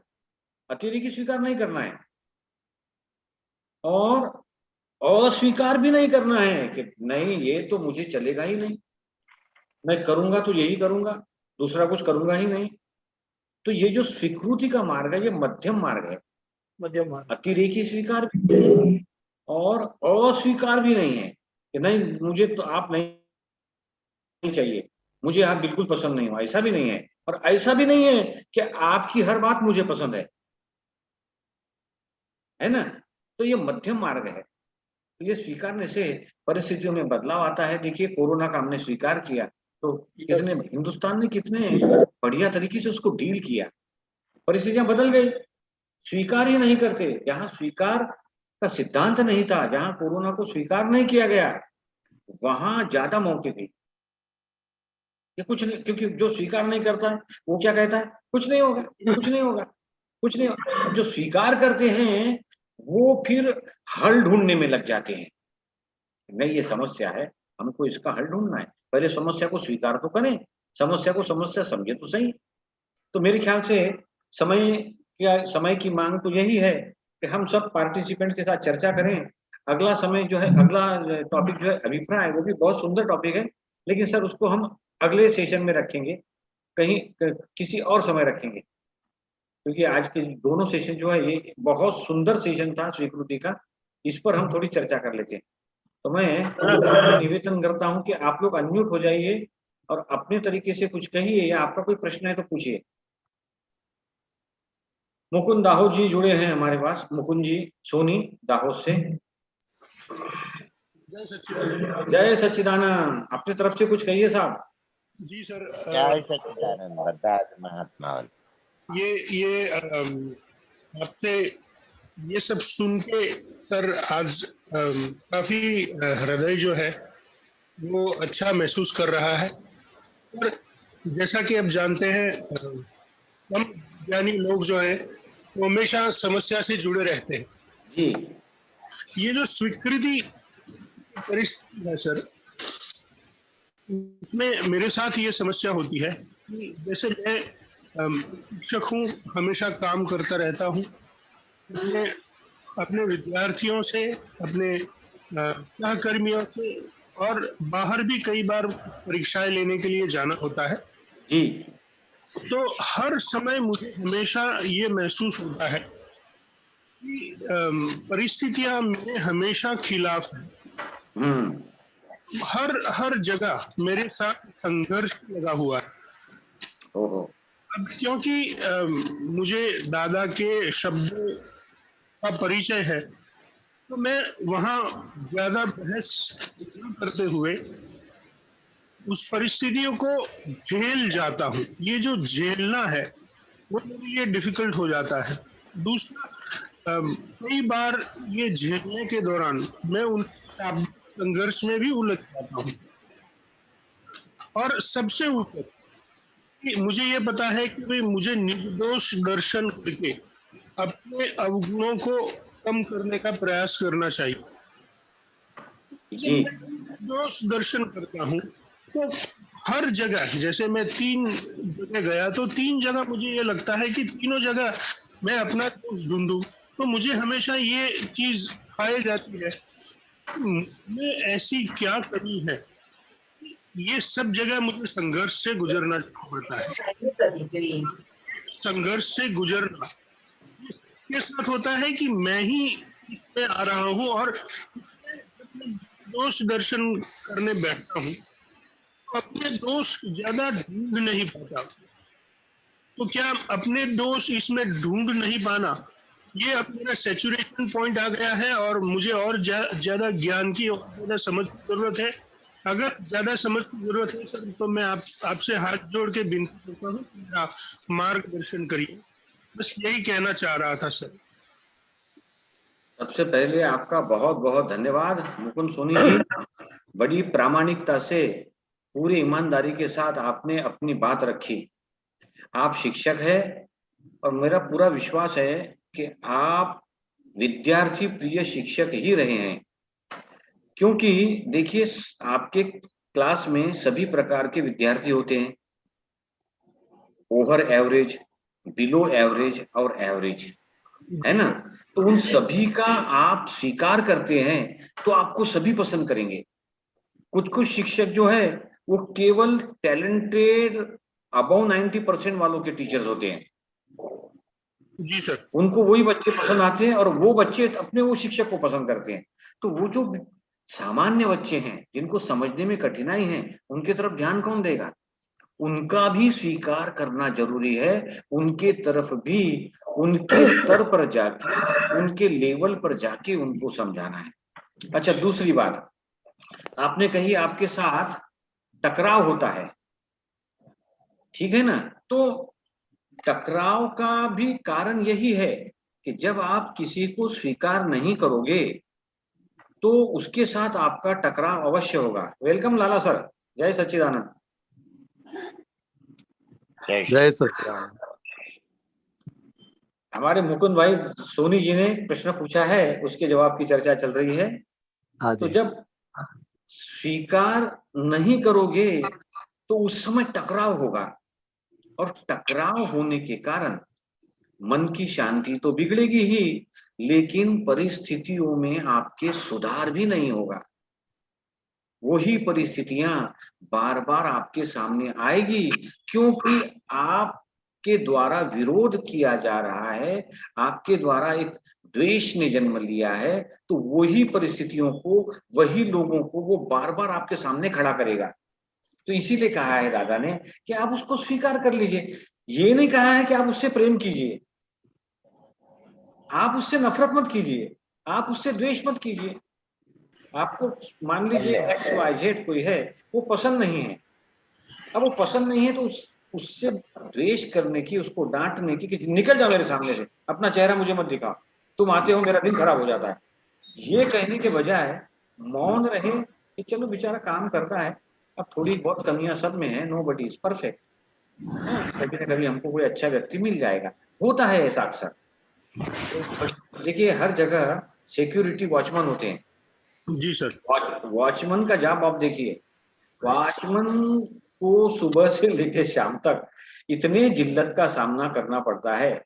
एक सेकंड भी लेट हो जाए तो वो चिल्लाते, गेट खोलो, क्या सो रहे हो क्या, ये एंट्री की क्या नहीं की। पार्किंग के लिए उसको कितना भी रिक्वेस्ट करे तो लोग चिल्लाते, 2 मिनट में आ रहा हूं मैं, तुम्हारा क्या बिगड़ता है, अपना काम करो जाओ। अब देखिए वो व्यक्ति यदि स्वीकार न करे इन सब बातों का, तो उसको तो नौकरी करना, वो पागल हो जाएगा शाम तक। जी सर। सिक्योरिटी का सिद्धांत उनमें दिखाई देता है, वो मान लेते हैं। मैं अक्सर उनसे बात करता हूँ, सभी वॉचमैन से, तो एक बात वो मुझे अवश्य कहते कि सर हमको इतना पता है कि हमारी रोजी रोटी यहाँ से चल रही है, हमारी नौकरी है, it is a part of job. अब यदि इसको एक्सेप्ट नहीं करेंगे तो फिर कहाँ भटकेंगे, पढ़े लिखे तो है नहीं, दूसरी नौकरी मिलेगी नहीं। तो लोग कहते हैं, हम सुन लेते हैं, और कोई कभी कभी उनके हिसाब से चलना पड़ रहा है, कभी अपने हिसाब से चल। तो स्वीकृति का जो सिद्धांत है वो बहुत जीवन में बदलाव लाने वाला सिद्धांत है। परिस्थितियां बदल जाती है। अभी हमने देखा ना, पत्नी अच्छी नहीं लगती, उसका उदाहरण दादा ने समझाया था। अब वो नहीं स्वीकार नहीं कर रहा है, मतलब और एक बखेड़ा और एक कर्म खड़ा कर रहा है, तो उससे परिस्थितियां और ज्यादा जटिल हो जाएंगी। जी ठीक है, लोगों के तलाक इसी कारण तो हो जाते हैं। पत्नी को पत्नी स्वीकार नहीं है, पत्नी को पति स्वीकार नहीं है। जब दोनों तरफ स्वीकृति नहीं है तो दोनों अलग हो जाते हैं और दोनों की जिंदगी नरक बन जाती है, और बच्चे हो तो और ज्यादा परेशानियां हो जाती हैं। तो स्वीकृति का सिद्धांत का यदि पालन करें, इसको ठीक से समझें, तो कितनी सारी समस्याओं से बच जाएंगे और अंतर शांति मिलेगी। ठीक है मुकुल सोनी जी, धन्यवाद। सर एक छोटी सी चीज बताना चाहूंगा। हाँ बोलिए बोलिए हरित सर। ये जो स्वीकृति का जो सिद्धांत है वो फौज में बहुत ही इनोवेटिव तरीके से सिखाया जाता है। वाह। हमारे फौज के अंदर वो ये बताया जाता है कि there are only 2 rules in military, और वो रूल है, number 1 rule is boss is always right. और ये मैं इसलिए बताना चाहता हूँ कि जो लोग भी जहाँ कहीं पर भी जॉब करते हैं, काम करते हैं, सबको कोई ना कोई बॉस होता है। तो कहीं ना कहीं सीनियर लोग होते हैं, तो उनके लिए बड़ी काम की बात है। फौज में बताया जाता है कि there are only 2 rules. Rule number 1 is boss is always right, और जो रूल नंबर 2 है वो बहुत ही जबरदस्त रूल है कि if your boss is not right, if he is not right, refer rule number 1। और रूल नंबर 1 वही है, बॉस इज ऑलवेज राइट। यानी कि आपका बॉस जैसा भी है उसको स्वीकार करके अगर आप अनुकूलन लाने का ट्राई करोगे तो आप अच्छी तरह से जॉब कर पाओगे और तकलीफें आपको भी कम होगी। एंड दूसरी चीज, अभी मैंने स्वीकृति की समझ का मैंने जो अनुभव किया है वो है चंद्रकांत सर की तरफ से। मुझे आज दायित्व दिया गया था 2 टॉपिक के लिए, बट मैं दोनों टॉपिक मैनेज नहीं कर पाया, अभिप्राय के बारे में मैं नहीं बोल पाया। तो उसको भी चंद्रकांत सर ने बहुत ही सहज तरीके से स्वीकार करते हुए इन्होंने मुझे जो भी कमेंट दिया या अपना ओपिनियन दिया, उसके लिए मैं चंद्रकांत सर को भी बहुत बहुत धन्यवाद देता हूँ। सर आपका खूब खूब आभार। नहीं, उस पर हम अवश्य चर्चा करेंगे। अभी समय की मांग ये है कि हम एक ही टॉपिक को विस्तार से लिया, आपने वो बहुत अच्छा किया, उसके लिए हम समय अवश्य निकालेंगे। Sorry for that. नहीं बिल्कुल बिल्कुल, आपका स्वागत है सर। और आपने जो बताया उससे मुझे और एक बात याद आई, बिजनेस में वो रूल ऐसा रखता है कि कस्टमर इज ऑलवेज राइट। ठीक है, अब हम लाला सर हमारे साथ जुड़े हैं, इनसे कंक्लूडिंग रिमार्क्स ले लेते हैं और फिर समापन करते हैं। Lala sir, over to you sir. हाँ हाँ, सो सच्चिदानंद लाल भाई, जय सच्चिदानंद। Oh very good. हाँ, आज के 2 टॉपिक थे, तो दोनों के बारे में थोड़ी बात करेंगे। शायद हरेन भाई ने अभिप्राय के बारे में बात नहीं की है, ठीक है। और चंद्रकांत जी, अभी कितना टाइम है मुझे बताओ? 5 मिनट है सर, और अपने पास है 10 मिनट है, चलेंगे 10 मिनट 10 मिनट दे सकते हैं। हाँ तो हाँ, तो देखिए स्वीकृति की तो बहुत बात हो गई। अभी स्वीकृति की क्या बात है इसमें कि आपके मन से स्वीकृति की बात है। ये बात यह है कि हमारे मन में अस्वीकार होता है और हम काम करते हैं। लाइक फॉर एग्जांपल, अभी जी बॉस की बात हुई, अब आपके बॉस को अपॉइंट करने के लिए आपकी कोई राय ली गई थी क्या? नहीं, ठीक है ना। तो जहां आपकी राय ही नहीं है वहां आप मन से भी स्वीकृति रखो, क्योंकि कुदरत में हर एक कोई भी चीज, कुदरत का नियम है कि कोई भी चीज स्थिर नहीं है। क्योंकि मैं भी स्टेट बैंक ऑफ इंडिया में जॉब में था, तो शुरू में क्या है, हर एक को बॉस की कंप्लेन रहती है और बॉस को हर एक की कंप्लेन रहती है, हमेशा इश्यू है, ठीक है ना।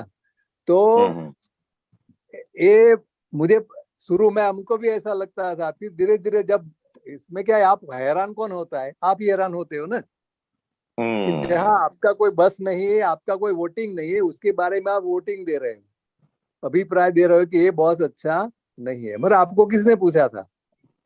नोबडी आस्क्ड यू, ठीक है। तो इस तरह से ऐसे जॉब के प्रकार में भी आप एक बार जॉब भी करते भी हो और कहते हैं कि मुझे जॉब पसंद नहीं है, ठीक है। तो इससे इतना भारी नुकसान होता है कि आपको अंदर अंदर से मतलब कि बहुत दुख के साथ आप जॉब कर रहे हो। इससे क्या होता है कि जॉब का आपको अंतराय होता है, दूसरे जन्म में आपको जॉब नहीं मिलेगी। आप देखते हो बहुत अच्छे अच्छे लोगों को, हाईली क्वालिफाइड लोगों को जॉब नहीं मिलती है, ठीक है। तो मैंने देखा है कि जॉब को कोसने का एक कारण, ठीक है, बाहर से नहीं कोसोगे तो अंदर से तो कोसते रहते हो।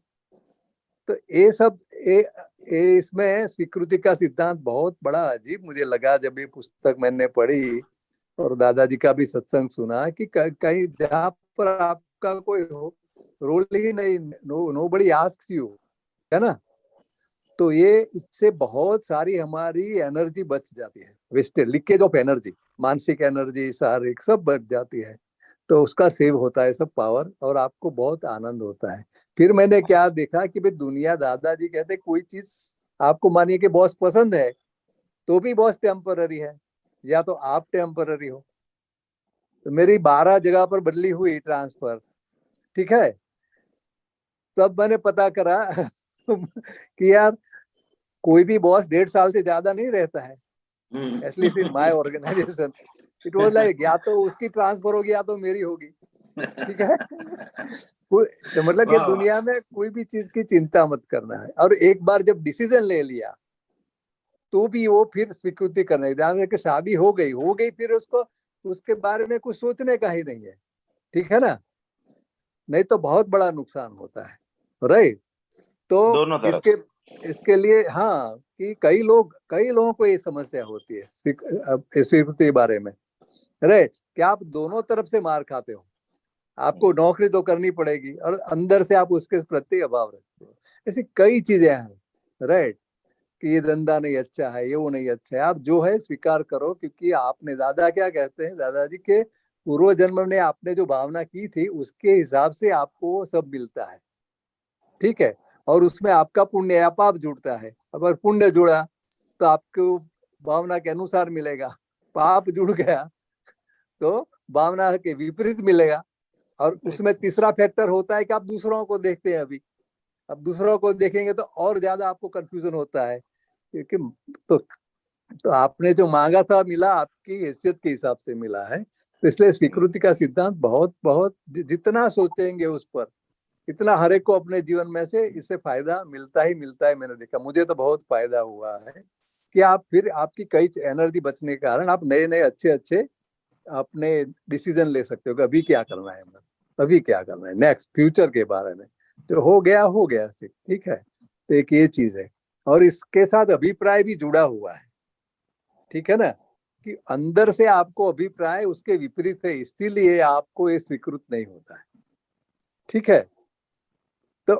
तो कई जगह पर ऐसा है कि अभिप्राय के बिना रहना ठीक है, राग भी नहीं, द्वेष भी नहीं, ठीक है ना, और द्वेष नहीं तो भी काफी है, मानिए कि ठीक है। तो वो अभिप्राय का भी, क्योंकि आपको खुद को फिर हमेशा वो अपना ही खुद का अभिप्राय उसको आपको हैरान करता है, राइट। तो कई बार जिंदगी में कई चीजें होती है कि वो आपका कोई डिस्क्रिप्शन ही नहीं इसमें। इसके बारे में पुरानी एक स्टोरी आपको पता है कि किसी ने कुछ गुनाह किया अरबी मुल्क में, तो उसको सजा फरमाई गई कि भाई तुम्हें 100 कोड़े खाना है, बराबर। तो आदमी तो अच्छा था मगर गुनाह किया था, वो गिड़गिड़ाया कि नहीं 100 कोड़े में नहीं खा सकता हूँ, ठीक है। तो उसने, वो जज ने कहा कि या तो फिर 100 कच्ची प्याज खा जाओ, ठीक है। तो बोला ठीक है, एक प्याज खाना अच्छा है। अब प्याज खाना शुरू किया उसने, प्याज भी 4-5 से ज्यादा, कच्ची प्याज आदमी कितना खाएगा यार, 100 तो नहीं खा सकता है। तो उसको इसे 5 खाने में इतनी जलन हो गई, बोला कि नहीं कोड़े खाना अच्छा है, आप कोड़े दे दो ठीक है। फिर कोड़े 5-7 पड़े तो फिर उसको प्याज याद आ गई कि इससे तो प्याज अच्छी थी। अब तो फलतः उसने दोनों खाए, ठीक है। तो आदमी जिंदगी में जहां पर आपका कोई जो हो ही गया, उसके बारे में एक्सेप्ट करने से बहुत बहुत फायदा है, और मन से एक्सेप्ट करना है। माने के बाहर से आपने बोल दिया, माने कि एक नौकर है, ठीक है, आपने बोल दिया बाहर से, फिर भी अंदर समझ में आए कि ये नौकर जाएगा दूसरा आएगा, मगर वो उसकी कोई गारंटी तो नहीं कि इससे अच्छा आएगा। तो यहाँ पर जो पुस्तक के ऑथर है वो ये कहते हैं कि भाई आपको स्वीकृति बाहर से नहीं, अंदर से रखो, ठीक है। तो इससे बहुत बहुत फायदा होगा हर एक। ये एक्सपेरिमेंट करने जैसा है, मैंने कई बार किया है और इससे मुझे बहुत फायदा हुआ है, ठीक है। और अभिप्राय के बारे में भी, क्योंकि जैसा आपका अभिप्राय है ऐसा आपका ऑटो सजेशन, अभिप्राय is a kind of auto suggestion, ठीक है ना। तो इससे आपको खुद को असर होता है, आपको सेल्फ हिप्नोसिस जैसा हो जाए, फिर आपको ऐसा ही लगेगा। ठीक है ना। कई लोग बोलते हैं कि भाई चलो केला खाने से सर्दी हो जाती है, तो फिर उसको हो ही जाती है। ठीक है। तो ऐसे कई चीजों पर, खाने पीने के बारे में, कई चीजों पर, व्यक्तियों के बारे में जो भी है वो अपना खुद का बंधन है। ऐसा कविराज ने भी लिखा है कि अभिप्राय से आप खुद को बांधते हो, और वो ये एक प्रकार का चश्मा है, उसी चश्मे से आप उसको देखते हो कोई भी व्यक्ति को। ठीक है। और अभी मॉडर्न साइकोलॉजी का भी रिसर्च है कि भाई आपको कोई भी व्यक्ति के प्रति जैसा आपका अभिप्राय होगा, अंदर का अभिप्राय अंदर की चीज है, वैसा ही वर्तन वो सामने वाला करेगा। This has been proved through experiments. क्या बात है। इसलिए आप देखना कि जिसके बारे में आपका अभिप्राय है वो आपके साथ खराब ही वर्तन करेगा। और वो ऐसा जरूरी नहीं कि वो आदमी हर के साथ खराब वर्तन करता है, ऐसा नहीं है। तो उसको बदलने का नहीं है, हमें बदलना है, हमारा अभिप्राय करना बदलना है कि भाई आफ्टर ऑल वो अच्छा आदमी है। ठीक है। तो धीरे धीरे आप देखना कि उसका भी वर्तन आपसे भी बदल जाएगा, और आपकी भी वाणी, क्योंकि वाणी अगेन आपकी जो लैंग्वेज हमारी है वो अभिप्राय के हिसाब से निकलती है। तो किसी के बारे में भी अपना अभिप्राय पूरा है तो आपकी वाणी भी ऐसी कर्कश ही निकलेगी। तो बहुत दोनों टॉपिक इतने अच्छे हैं कि सबको हमेशा, वो तो पूरा लाइफ लॉन्ग एक्सरसाइज है। ठीक है। ये मैं चर्चा कर रहे हैं, इससे हमें पता चलता है कि दोनों मैटर इतनी यूजफुल है। ठीक है। तो इससे बहुत फायदा होता है। बस मैं इतना ही याद आ रहा है बात। थैंक यू चंद्रकांत जी। धन्यवाद सर। हाँ जी, बहुत बहुत धन्यवाद। अच्छा, एक प्रश्न आया है, इस पर भी थोड़ी चर्चा कर लेते हैं हम कि निज दोष के दर्शन कैसे करें। इनका कहना है कि मुझे स्वयं के दोष दिखाई नहीं देते, तो दोष मुझे कैसे दिखाई दें। किसने पूछा है? ये मुकुंद सोनी जी। मुकुंद जी, अब नीच दोष जनरली दिखाई नहीं देते ऐसा नियम है। जनरल नियम ये है, देखिए आपने अगर वो how to win the friends and influence people, आपने अगर वो बुक पढ़ी होगी, वो बहुत पुरानी बुक है, 50 साल 60 साल पुरानी है, शायद 50 साल तो वही हो गए होंगे। वहां पर, हाँ, वहां पर वो he has done an experiment about this, हाँ, डेल कार्नेगी, कि अमेरिका की जो खतरनाक जेल है, जहाँ हमारे यहाँ तिहाड़ जेल है, वैसे अमेरिका में ग्वाटेमाला की जेल है। yes, right. वहाँ बिल्कुल खतरनाक गुनहगार रखे जाते हैं। राइट। फिर वो वहां गया, जो ऑथर है बुक का, उसने सबका इंटरव्यू लिया, सबको पूछा कि तुम्हें अपनी गलती का एहसास है, तो सभी ने कहा कि नहीं, मेरी कोई गलती नहीं। अब डेल कार्नेगी कहते हैं कि देखो, जो प्रूव हो गए हैं खतरनाक है, एक कैदी को अगर आप नहीं कन्विंस कर पाते हो कि तुम्हारी गलती है, ठीक है, तो फिर दुनिया में किसी को उसकी गलती आप कैसे पुरवार कर सकते हो। ठीक है जी सर। तो ये एक चीज है। मगर हम लोग, अब आप बोल रहे हैं स्वदोष दर्शन, और स्वदोष दर्शन के बिना प्रोग्रेस नहीं होती है। ठीक है। तो इसके दो पहलू है कि जैसे हम दूसरों की गलती, दूसरों को अपनी गलती, उनकी गलती का एहसास कराने का प्रयत्न ज्यादा मत करिए। ठीक है। Yes sir. एक ये चीज, क्योंकि ये एक पहली गलती हमारी है। ठीक है जी सर। तो फिर एक पार्टी तो खत्म हो गई जी। अब कोई भी ट्रांजैक्शन में हमें दूसरों का दोष दिखता है, तब हमें क्या करना है कि उसको उसके दोष से अवगत कराने की चेष्टा बहुत बार मत करिए, ज्यादा से ज्यादा 1 2 3 बार करिए, और वो भी आपकी फर्ज अगर है तो, और वो अगर आपका सबऑर्डिनेट है तो, नहीं तो अगर बॉस है तो क्या करोगे आप। ठीक है जी सर। तो ये एक चीज है, बराबर। हमारी गलती धीरे धीरे कब कैसे होती है कि जब हमें सच्चाई का पता होता है। देखिए, इसके लिए अगर आपने, देखिए हमारे स्टेशन 2 हो गए शायद, परमानंद प्रार्थना विधि, जो दादा भगवान ने परमानंद प्रार्थना विधि में जो 9 कलम दिखाई है, ठीक है, तो 9 कलम से मेरा अनुभव यह है कि 9 कलम से हमें गलती का एहसास होता है। ठीक है, कि ये चीजें मुझे नहीं करनी चाहिए थी, राइट। और गलती का स्वीकार करने से आधा बोझ हल्का हो जाता है। स्वीकार किया, उसको आलोचना बोलते हैं, ठीक है, स्वीकार, एक्सेप्टिंग, ठीक है। फिर जो संबंधित व्यक्ति है उसके आत्मा की माफी मांग लिया, ठीक है। रूबरू मांगने का ये समय नहीं है, कलयुग में आप किसी की रूबरू माफी मांगोगे तो उसका दुरुपयोग करता है, समझ गए आप। मगर उसके अंदर निहित जो शुद्धात्मा आत्मा है उसकी अगर माफी मांग लीजिए, भगवान है उसके अंदर, तो प्रतिक्रमण हो गया। और प्रत्याख्यान यह है कि हमने फिर निश्चय किया कि दोबारा हम ऐसी गलती करना नहीं चाहते हैं। तो ऐसा करके धीरे धीरे धीरे धीरे कई दोष, दादा भगवान के कई दोषों के 100 ऑफ लेयर्स होते हैं। तो अगर 100 लेयर का आपका दोष है तो 100 बार उसका अगर आप प्रतिक्रमण करोगे तो डेफिनेटली अवश्य ही नाबूद होता है। और धीरे धीरे अपनी गलती का एहसास धीरे धीरे होता है। ये बात सही है कि हमेशा नहीं होता है, ठीक है। मगर ऐसे सच्ची बात क्या है वो जानने से ज्ञान सही में क्या है तो धीरे धीरे। और जनरली ऐसा जो अगर प्रिंसिपल हम जाने मुकुंद जी कि कोई भी हमें कुछ भी दुख होता है, कोई किसी के भी कहने से करने से वो दुख होता है, तो दादा भगवान क्या कहते हैं कि सफरर इज एट फॉल्ट। कुदरत हमेशा न्याय में रहती है, हमारी कार्मिक गलती, कर्म की गलती मतलब पूर्व की, जी सर, और या तो वर्तमान में व्यवहार की गलती, ठीक है, इसके हिसाब से हमें किसी के मार्फत दुख होता है। तो जैसे गुजराती में कहते थे दादा की जवाब पर सी दाखलो गणो। तो मैं हिंदी में मैं नहीं समझता हूँ कि क्यों आप गणित में है ना, आप पहले जवाब रखते थे और ऊपर फिर ताड़ो मेड़ो वो कैसे ना। जी सर। तो कोई भी अगर हमें दुख होता है तो समझना है कि पूर्व की कोई भूल है, ठीक है। अब पूर्व की जो भूल है अभी उसके लिए आप अभी जिम्मेदार नहीं हो। जी सर, ठीक है।